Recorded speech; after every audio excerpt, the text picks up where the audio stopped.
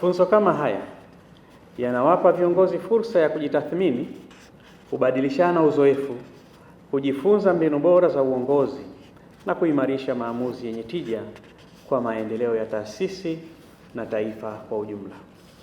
Napenda kusisitiza kwa dhati kabisa umuhimu wa kuendeleza utamaduni wa kujifunza kwa maisha yote katika utumishi wa umma. Mafunzo haya hayapaswi kuonekana kama tukio la mara moja, bali kama sehemu ya mfumo endelevu wa kujenga uwezo wa viongozi na watumishi. Napenda kila mmoja wetu akazingatie na kukumbuka kila mara kwamba elimu ni endelevu na ni silaha muhimu ya kiongozi katika kufanya maamuzi sahihi. Tunatambua kwamba chuo chetu cha utawala wa umma kinaendelea na mpango wake wa kuendeleza watumishi katika ngazi tofauti. Tutakumbuka mwishoni mwa mwaka jana, chuo hiki kilianza kutoa mafunzo kwa waheshimiwa mawaziri, manaibu mawaziri, makatibu wakuu na naibu makatibu wakuu na wanaofanana nao.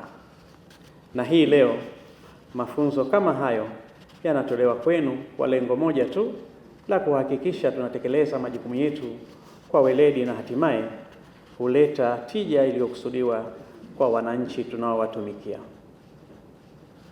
Ni imani yangu kwamba mafunzo haya mtayafanyia kazi kwa vitendo na huku mkizingatia azma ya serikali hii ya awamu ya 8 inayohimiza viongozi kuhakikisha tunabuni mbinu bora ya kutoa huduma kwa wananchi na kuacha alama katika taasisi tunazoziongoza.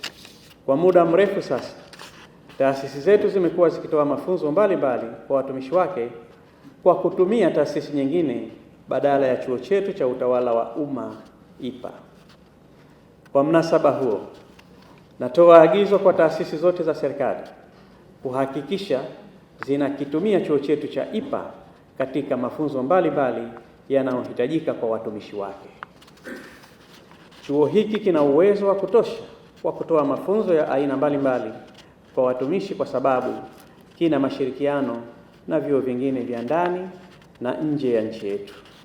Mafunzo haya mnayohudhuria leo ni fursa adhimu, na wahimiza mshiriki kikamilifu, mjifunze kwa umakini na zaidi ya yote mkawe mabalozi wazuri wa mabadiliko chanya mtakaporejea katika taasisi zenu. Mafunzo haya yatakuwa na maana zaidi endapo maarifa mtakayoyapata yatatafsiriwa katika vitendo, maamuzi bora na huduma zenye tija kwa wananchi. Kwa upande wa serikali, tutaendelea kuunga mkono jitihada zote zinazolenga kujenga uwezo wa watumishi wa umma, kwa sababu tunaamini kwamba utendaji bora wa serikali unaanzia kwa viongozi waliobobea na waliothibitishwa kitaaluma na kimaadili.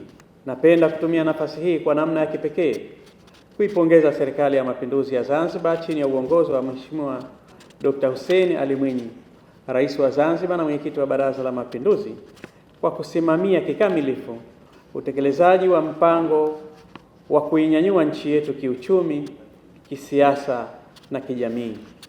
Tumuombe Mwenyezi Mungu amlinde kiongozi wetu huyu pamoja na Mheshimiwa Daktari Samia Suluhu Hassan, Rais wa Jamhuri ya Muungano wa Tanzania, ili waweze kukamilisha yale yote walioyaahidi kwa wananchi.